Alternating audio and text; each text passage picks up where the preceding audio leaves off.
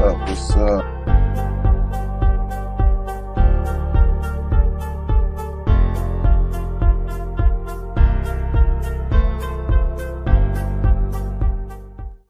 Shalom, shalom, family. It's the Hebrew life again. Shock Base Jerusalem. And I'm back with another lesson. All right, family. You know what I'm saying? I've been gone for a minute, but you know what I'm saying? I had to sit back and analyze everything that's been going on, you know what I'm saying, in the world. We got a lot of stuff going on. Shabbat Shalom, by the way, to all my brewers out there. How can I forget? You know, the Most I said, remember the Sabbath day. And that's what we doing. Yeah, family. You know, we got a lot of stuff going on in Israel. We got a lot of stuff going on in America. We got, you know, stuff all over the world. In Africa is wars. You know what I'm saying? They slant the news away from that. We got, you know, money problems in South America and war going on through that with the cartel and the gangs and stuff like that. So we got a lot of stuff going on, man. We gonna get into it today. I got a lot of information for y'all. Let me drop the link in the chat. So if anybody wanna, you know what I'm saying, join in with this discussion on Q.P.A, questions, problems, and answers, you know what I'm saying, y'all can get it. No problem. So we're gonna get into it, family. We're gonna get into it. Let's get it. Let's go. Mark, ready, set, go. Mark, ready, set, go. Mark, ready, set, go. Cold like Chicago snow. Holla can't keep police. Making room in the building for my people like it's lease. When we play for keeps. Killing beats my specialty. Tony Hawk, kick, flip me, twist me, grind a specialty. If my flow is drugs, I'm like schedule 1, you schedule 3. Serve the most high so I could become a better me. Know the game ain't free. Gotta pay attention. G is hot up in the kitchen. See, had them playing. Yeah. All right, first up, we got the Halloween special, man. I could have went deeper into this, you know what I'm saying? I tried to. It's a lot of stuff copyrighted and different things of that sort, but you know what I'm saying? I'm going to give it to y'all, you know what I mean, from a devil worshiper himself, turned to Christ, Mr. Ramirez, you know what I'm saying? A lot of people don't understand how dangerous these holidays are, you know what I'm saying? The fact we in the witch season, you know what I'm saying? Make sure everything good on here. Yeah, man, it's a witch season going on, man. You ain't know, now you know what I'm saying?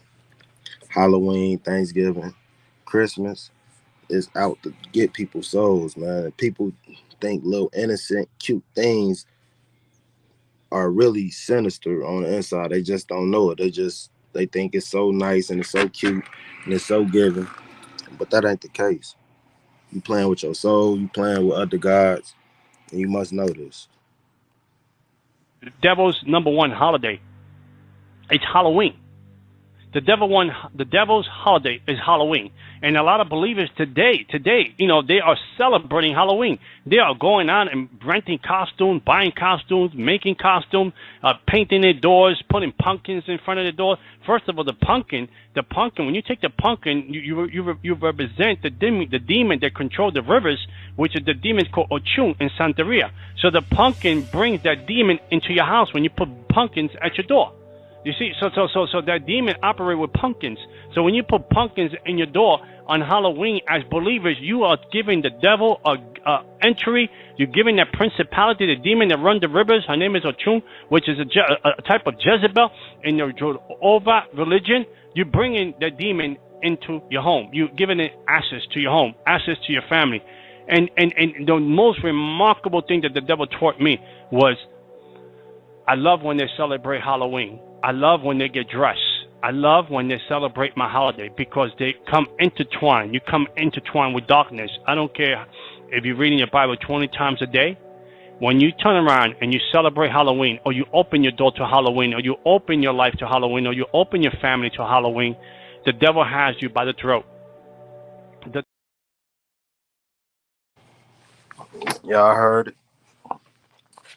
You celebrating that, you yielding all your power to the devil, man. Ain't no way around it. So let's up. Where we going? That's up, man. Y'all need to know that, you know what I'm saying? All this stuff that's going on in the Middle East is not, you know what I'm saying? It's all a plan. It's all scheduled to bring in a bigger agenda. You know what I'm saying? A bigger agenda being that they want to have this one world government. You know what I'm saying? And when they build it, you know what I'm saying?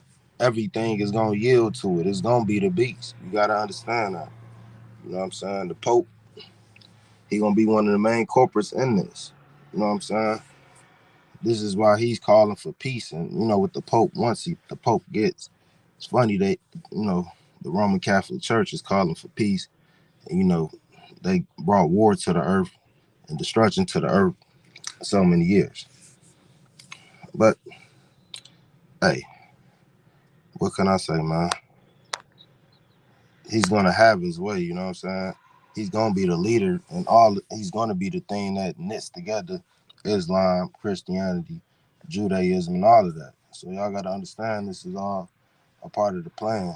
You know what I'm saying? Don't get caught up in the hype. Don't get caught up in the hype, family.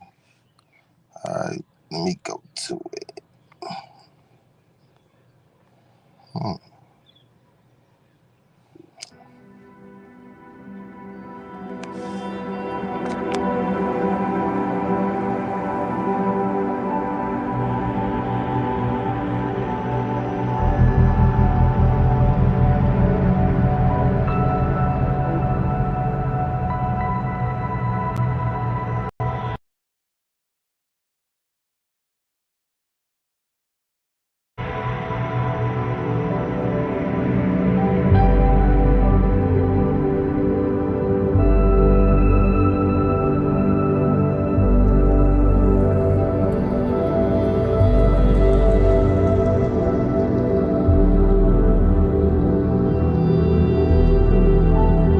This will be the new one world religion center. This is where all the religions are gonna meet. This is a walkthrough of the graphical construction that they plan to build to have over there, which is gonna cause major problems between the Muslims, the Orthodox Christians, and the Jews, the Jewish.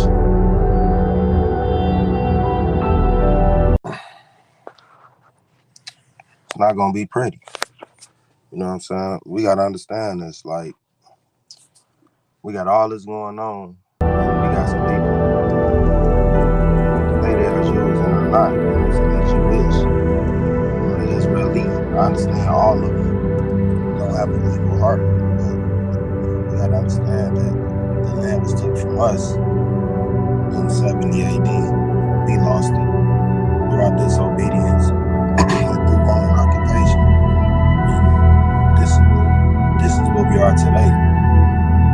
This is, you know, Gentile on Gentile war.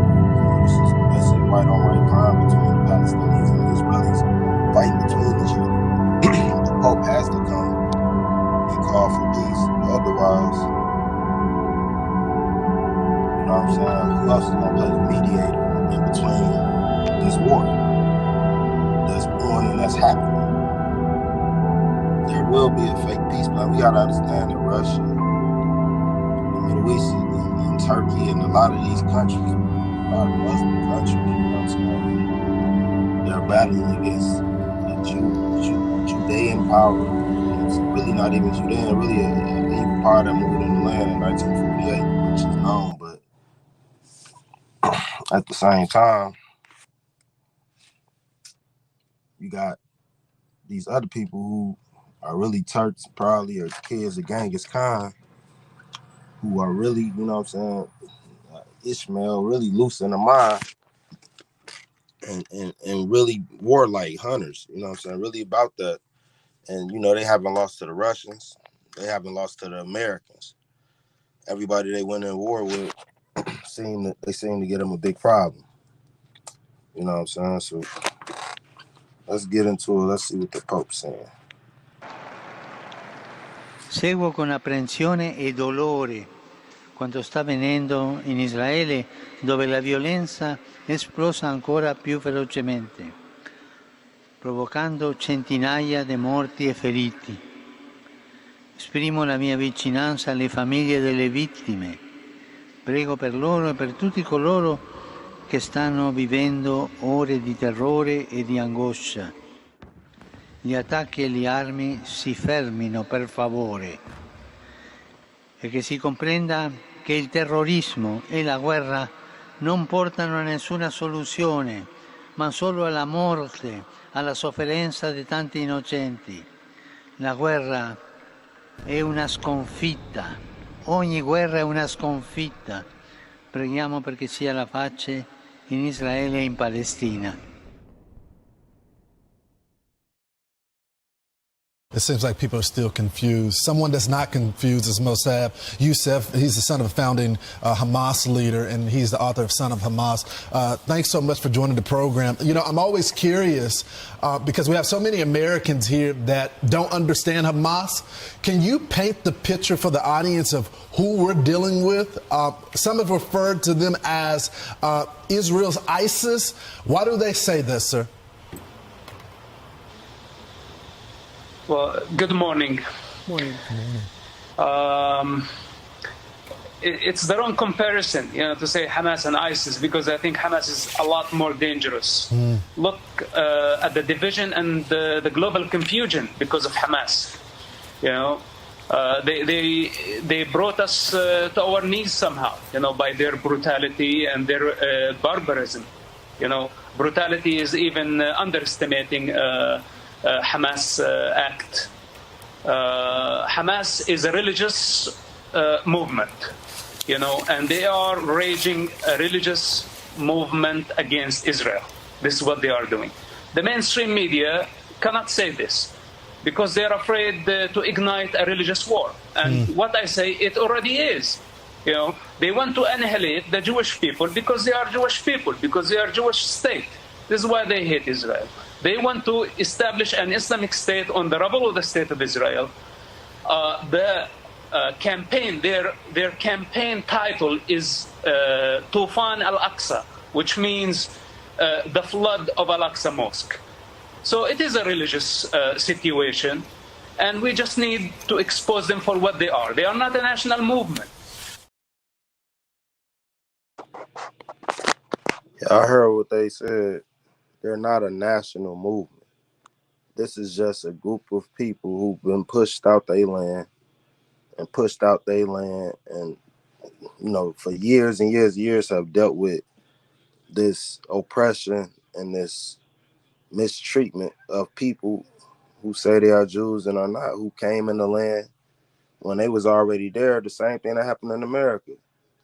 This is just basically worldwide colonialization, of the Middle East, and you have the Middle East standing up, and it's gonna be a tight fight because they already have victims behind them, and they already have examples behind them of what they're capable of, which makes someone who's fight that much harder because they feel like, well, I know what you're capable of. I know you destroy me and destroy my whole family and take our culture and take our riches and take our land, because this is what they've seen over the years through European dominance over there, through the British, and what they've seen America do.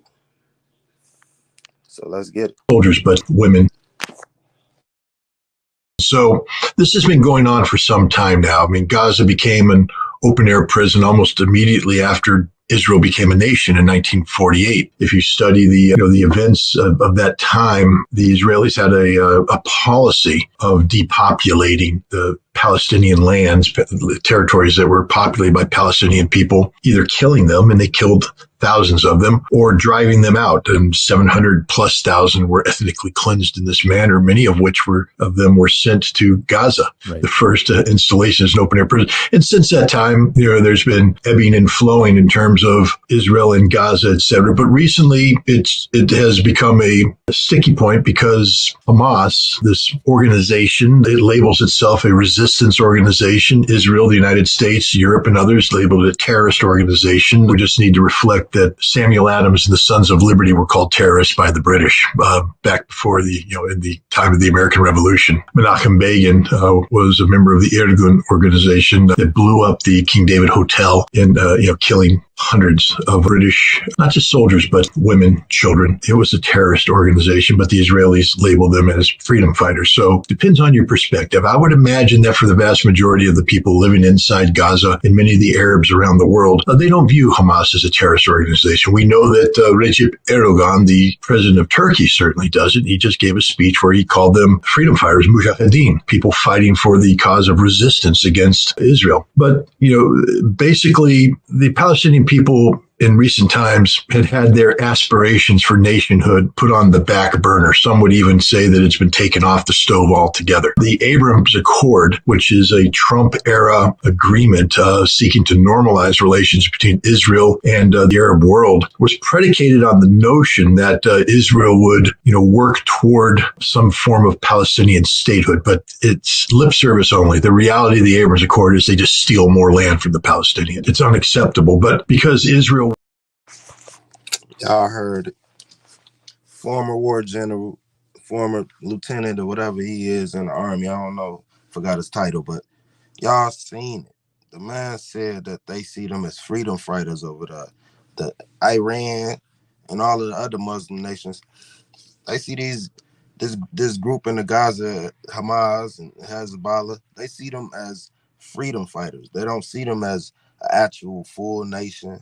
They see them as people just fighting for their freedom. So America has a big problem because they don't have the backing of Saudi Arabia on this war. They don't have the backing of Iran. They don't have the backing of Russia or China on their actions. And they're going in to this war, and Iran and, Hamas can possibly have top support, a top level, high levels of support from these other nations to keep this war going. And every day soldiers is being born. Every day is brothers and sisters who, was a part of a innocent bombing. What they keep saying is these innocent bombings going on over there, bombing hospitals and bombing innocent pedestrians and civilians. Is just, it causes people to not like the Western power that's coming, this foreign power that's coming. If they claim they're going to come, then they're going to have big problems because they've created a lot of enemies. A lot of enemies. And this is well known. They've been known as a bully. The dollar structure and everything is changing, and other countries are seeming to be more technology advanced and more, financially advanced than America in the last couple decades. And now it's starting to show. And, when people are losing power, they do desperate things.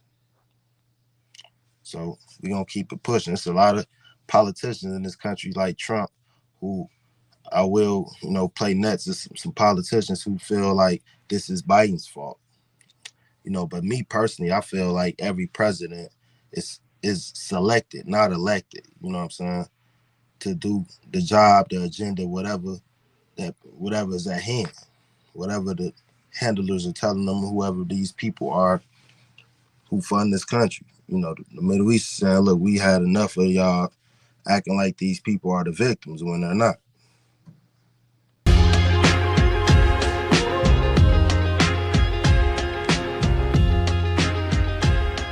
Okay, so if you get value out of this video, give it a thumbs up, subscribe to the channel. Let's get into it. If you look at this chart right here, this shows you what's happened to the land in Israel, Palestine over the years. So if you look at 1917, this entire land, before the British mandate in Palestine, Jews made up around 6% of the total population. Then you go to 1948, war ends, Israel gets their land, 750,000 Palestinians are expelled. Zionist military forces these guys to go to different places, captured 78% of historic Palestine. Then you go to 1967, Israel occupies Gaza and the West Bank. Then you go to 95, the Oslo Accords, which the occupied West Bank was divided into 3 different areas. Area A, Palestinian control. Area B, joint Israeli and Palestine. And Area C, Israeli control. And under Trump, this plan would allow Israel to annex huge parts of the occupied West Bank and give Palestinians control of only 15% of historic Palestine. Okay, so now we take a look at the next one here. Here's mapping Israelis' occupation. So if you look at this, Israel all the way at the top, you see 5.8 million people, 1.6 million Palestinian citizens living together. You look to the right, you'll see Jerusalem. Again, 349, 4,500 Palestinians. East Jerusalem, 220, 345,000 Palestinians. Then on the south, you'll see it says West Bank. It says West because it's west of Jordan River, so they call it the West Bank. You'll see 463,000 Israelis, 2.7 million Palestinians. But go all the way east, you'll see Gaza, 2.1 million Palestinians. You'll see 0 Israelis, okay? So the one question that comes up is do all Palestinians support what's going on with Hamas and what they're doing right now? Like there's no way in the world everybody can support what some of these guys from Hamas are doing with families, the rape, these stories you hear about. 58% of the Palestinian population in Gaza Strip do support what Hamas is doing, but only 42%, those from West Bank, support what Hamas is doing.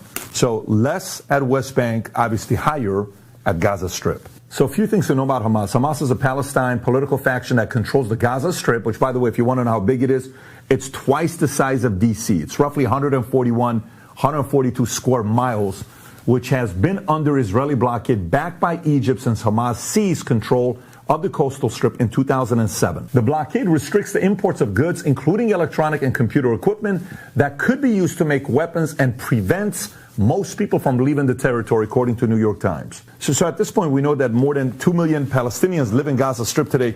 But the key factor is the following here. The tiny, crowded coastal city has nearly a 50% unemployment rate, and Gaza's living conditions, health systems, and infrastructure have all deteriorated under the blockade. Why? Because people are afraid of doing business with them. They feel like there's risk to do business with them. To the policies, the way they're running it. We'll even talk about the Hamas charter here in a minute when you see what they had before 1988 versus when they recently updated in 2017. People don't trust Hamas because most people look at Hamas and they think ISIS. There isn't a trust for Hamas and the way they've been doing things, even though they're trying to change. But by the way, they just hurt themselves this week when they said, we're no longer who we used to be. We're changing. We're this, we're that. And then boom. 900 Israelis, more than 900 Israelis you kill, and you think you're gaining credibility, that unemployment is about to go to the roof, even worse than what it is right now. So Israel says the blockade is necessary to stop the flow of arms into the territory, but Palestinians and aid groups say it is collective punishment and exacerbates dire economic and social conditions. So when you look at countries that recognize Palestine in 2023, it's 138 out of 193 UN members that do. That's roughly 71%. So 55 countries do not recognize Palestine in 2023. But if you look at Israel at the same time, it's 165 out of 193 countries, and 28 countries don't recognize Israel. So now what happened? Hamas, the Palestinian military group that controls the Gaza Strip, launched a surprise attack on Israel. The attack was the largest in decades and caught the Israeli government, military, and intelligence agencies by surprise. Israel immediately responded with airstrikes on Gaza, targeting centers that house Hamas militants. Israel also mobilized its military reservists and deployed troops to the Gaza border.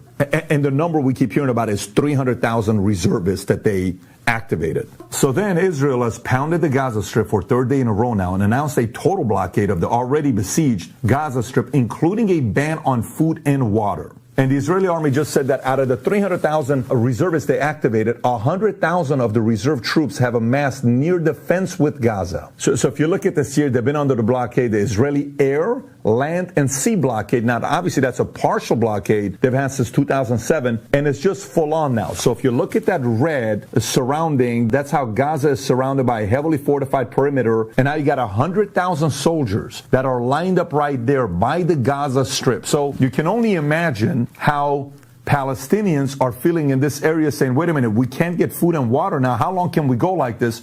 This is obviously a major concern for the people who live there. Now, at the same time, Israel has always been known for having the most incredible intelligence, Mossad. They've always, in many different lists, they're recognized as possibly best. They were even trained by the CIA many years ago. However, there are many questions about the Israel government, military intelligence agencies. How were they taken by surprise by such an assault, which is without...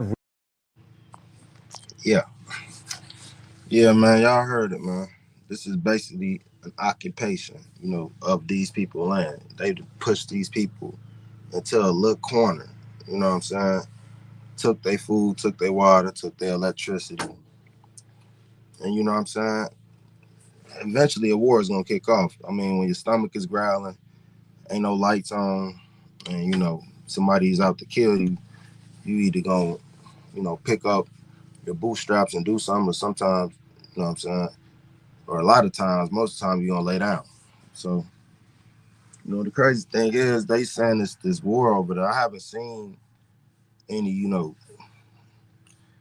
Jewish people actually attack the, towns attack. I haven't seen any people running around with hats on and curls and all like that. I only see like Palestinian people stuff being destroyed. Gaza is already destroyed, and to me it just look like a demolition job.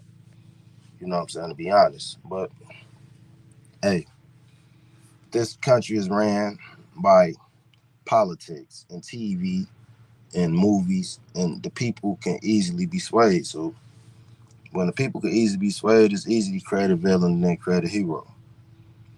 This is why everybody loves Trump, because stuff is going so bad right now with Biden that, everybody is looking for something new, something fresh, something to revive their spirit, because the American spirit is, almost dead, because probably is dead. I say it's dead because there's no, you know what I'm saying? It turned into everybody out for their own selves type of thing. The politicians lying and stealing the money. And when they say for the people, and the people are the ones being fucked, I gotta keep it real. They're being fucked. The people are the ones being fucked. Then, hey, there's no more constitution or country when the people are the backbone of the country. The working people, the blue collar and white collar people of this country, or whatever collar, crooked, dirty collar, it really don't matter. All the money's going back into the system. It's crazy. The politician size is a donkey and an elephant, like some of the two slowest animals. You know what I'm saying? You got to, think about that. I believe that he has gone mad, a stark, raving lunatic with his horrible and country-threatening environmental open borders and DOJ, FBI weaponization policies. He is a mental catastrophe that is leading our country to hell. We'll end up in World War III because of this man, and for no reason whatsoever. Thank you.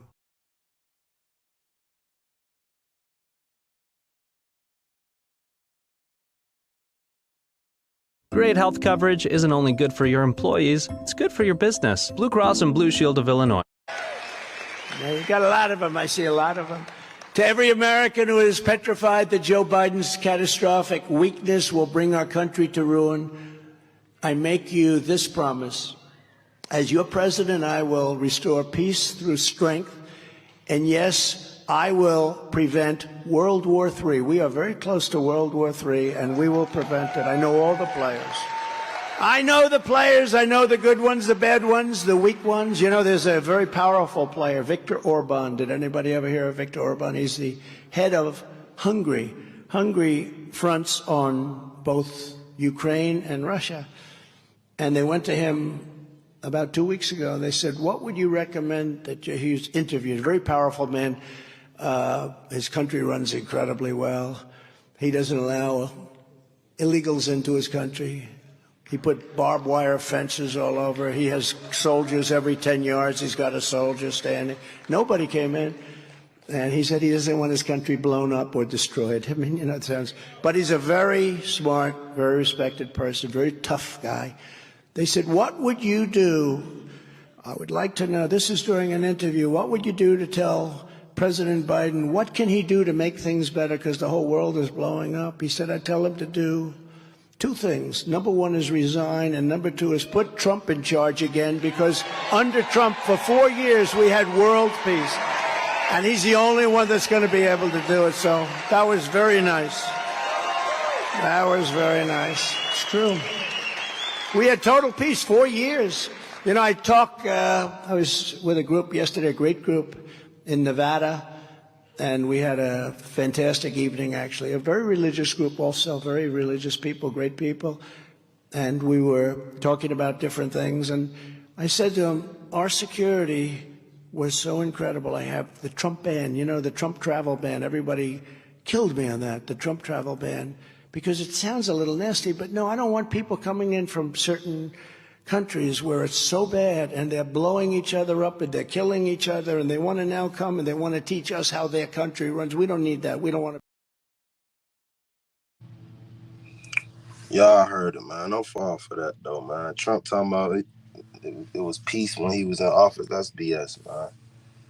That's BS. People, all kind of people was getting hurt while he was in office. This is another case of a false messiah, you know what I'm saying?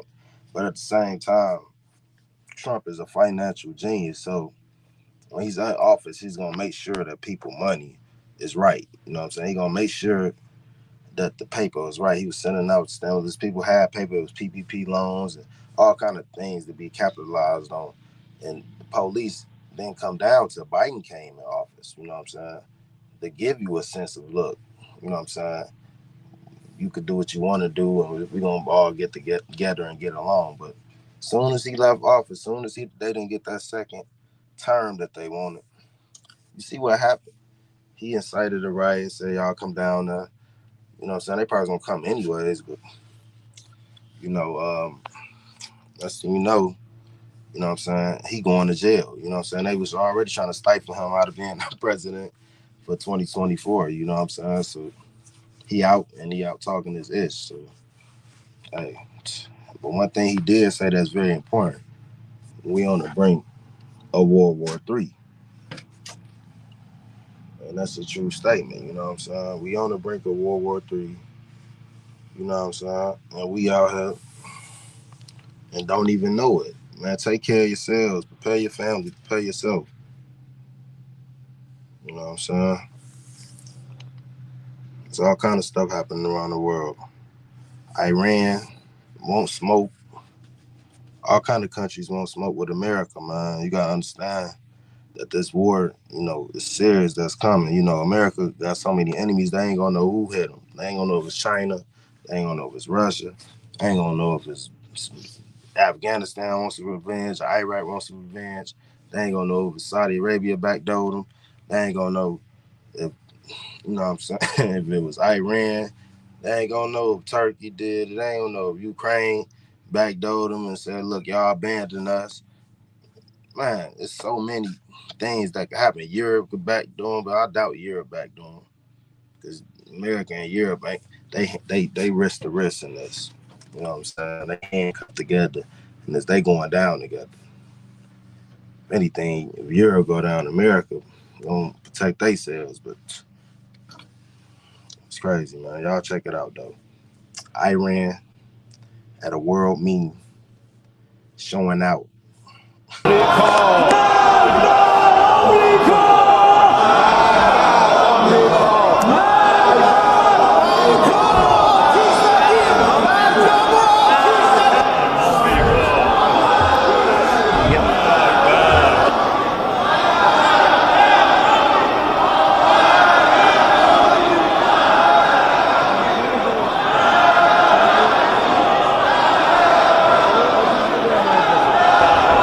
متشکرم.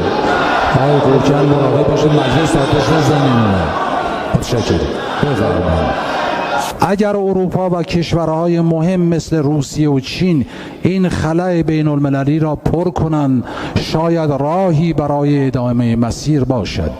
در غیر این صورت جمهوری اسلامی با اقدامات هسته‌ای خود ایشان را سر عقل می آورد. و این را بدانند که در چنین شرایطی و این را بدانند که در چنین شرایطی ایران هیچ تعهدی ندارد که در جایگاه گذشته خود در مسئله هسته‌ای قرار بگیرد. Y'all seen it, man. It's getting crazy. What can I say? When they showing blatant, you know, they not fucking with y'all. I'm just keep it real. They not at all. Like, you know what I'm saying? They not doing that. And this ain't the first time I've seen a Muslim country coming out showing blatant, you know, disregard and disassociation with America. So it's a lot of stuff going on in America. There's shootings going on. People out here acting crazy, just walking, shooting up everybody because they can't handle the pressure. They can't handle the pressure of having a need in this country no more. Everything is up 30 and 40%. We about to get into it. You go in the store and people, everybody mad, you know what I'm saying? Don't nobody get along no more. Every man hand is turning to against every man. And, you know, it's not pretty, man.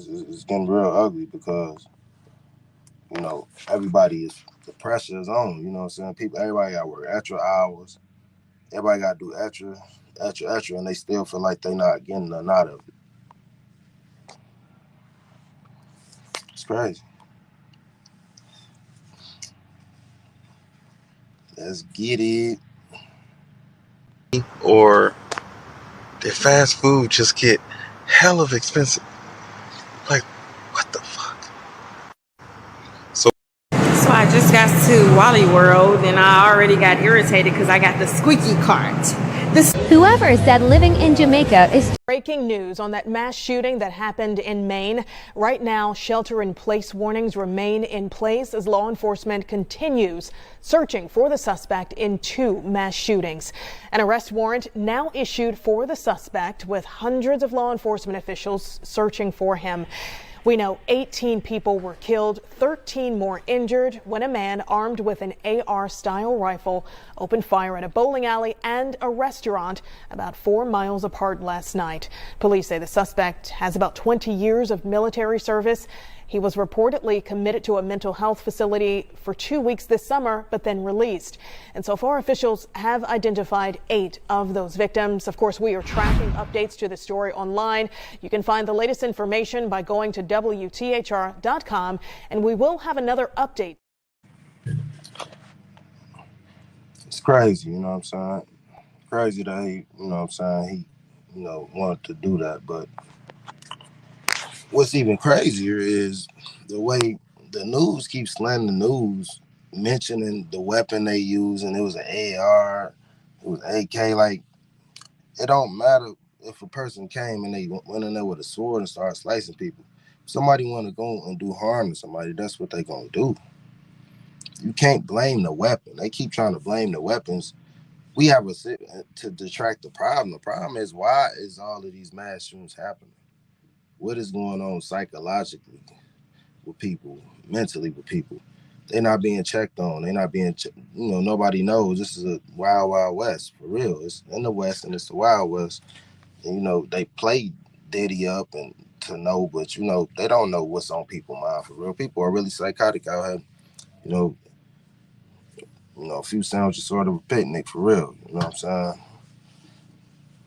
It's like in the mental department, people have demons on them, you know what I'm saying? And they can't, this country is demonic, and they can't deal with the demons that's really embarrassing them and showing that they have a problem. But America got all the jails. They don't mind locking you up. So I don't think they won't lock you up, G-Ball, because they will.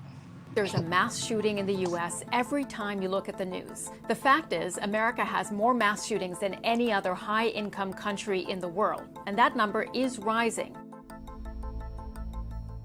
The FBI tracks mass shootings where 4 or more people are killed. Looking back over time, you can see that the number of these events and the fatalities have risen dramatically. And this decade is on track to follow that trend. So what is happening? There's a range of complex factors that lead to mass shootings, and each incident has its own unique set of circumstances. But one undeniable fact is that there are more civilian-owned guns per person here in the U.S. than anywhere else in the world. In fact, when you break down the number of firearms in the US, it comes down to more than 1 gun per person. And that number is also climbing.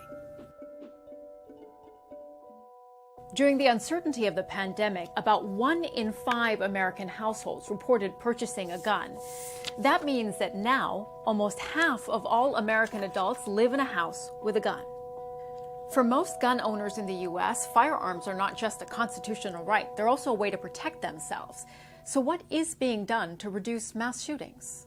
There was a ban on assault rifles in 1994, but it was dropped 10 years later when a Republican-led Congress failed to renew it. In the years since, assault rifles like the AR-15 have been used in some of the country's deadliest mass shootings. From Sandy Hook in 2012 to Parkland in 2018 and Uvalde in 2022. After each tragedy, there are calls to action around mental health and guns. Some want to limit access to guns, others to arm more Americans for self-defense. And what we see time and again is that after a mass shooting, when politicians push for gun control, it actually causes gun and ammunition sales to spike. Or their fast food just get hell of expensive. Like, what the fuck? So I just got to Wally World and I already got irritated because I got the squeaky cart. Whoever said living in Jamaica is cheap. What is this? Yo, this is what $70 gets you at Walmart. Yep, that's it. $70. Yo, this is what... Food has become so unaffordable in this city that even people employed with full-time jobs can no longer buy groceries. I'm lower class, so I would be considered poor. So, I'm struggling. But I have middle class friends that are struggling now. And see, the line between middle class and poor is getting smaller. And one day there will only be 2 classes, poor and rich. The middle class will eventually be wiped out. Once everybody's poor, we'll still be paying taxes. I mean, the rich are only going to get richer. Food.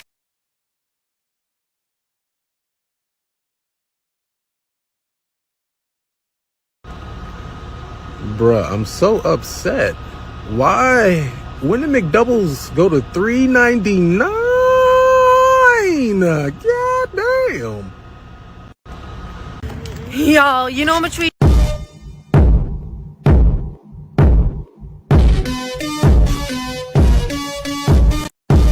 So I try not to complain, but this is ridiculous. This is what $116 gets you in Canada today in Interior BC.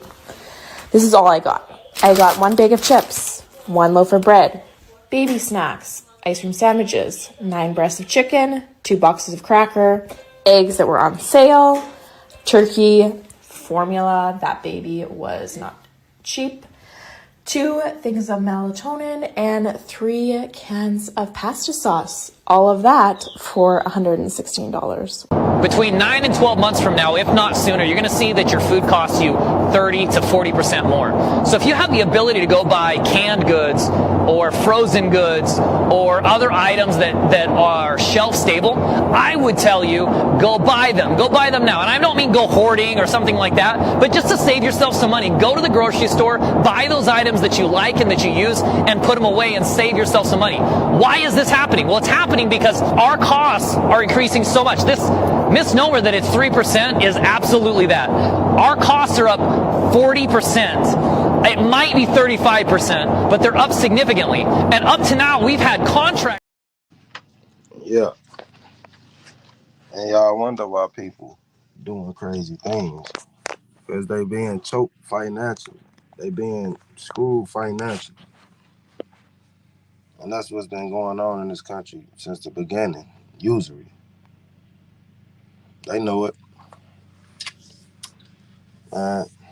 Also, we got the Hebrew Israelites, man, out preaching the word in Chi-Town, and we got Palestinians want to attack us. See, we knew this was going to become a problem because we got 2 people claiming the same land. But we got to understand the name Palestinians, that how that name was given, and now we going to get into it. I'll get into it. Y'all check this out, though.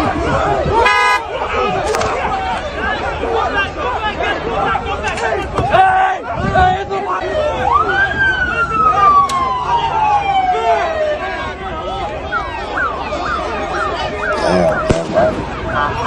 Police is just so wild.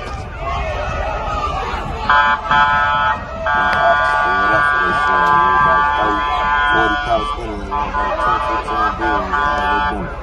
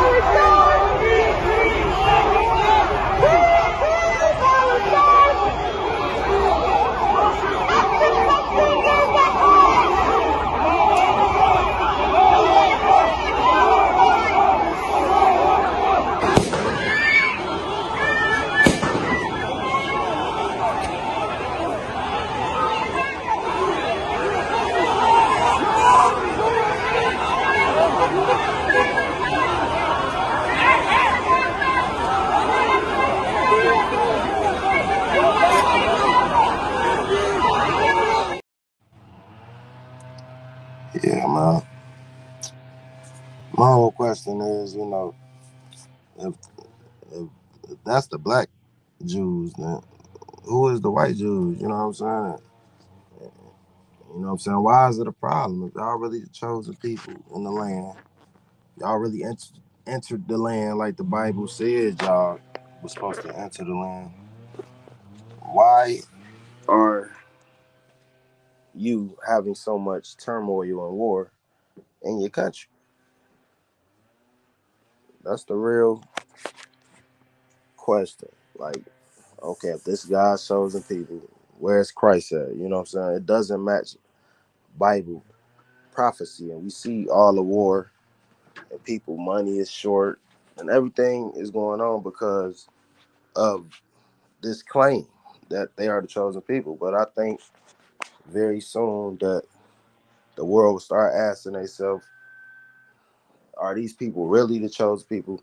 Because my money is short, my pockets is short. They talking about war, and my life is at stake. So I really need to know, is these people truly who they say they are? If I'm gonna possibly die, my check gonna be short because of it. So now the world is putting a microscope on the who the Jews are and what's going on, because this war is being broadcast between them and Hamas, for the protection of them. Because if you in war, you want to tell everybody you in war with somebody, that's because you want somebody to intervene. And I believe that's what will happen. Somebody will intervene and a fake peace treaty will be made, but it's not going to be honored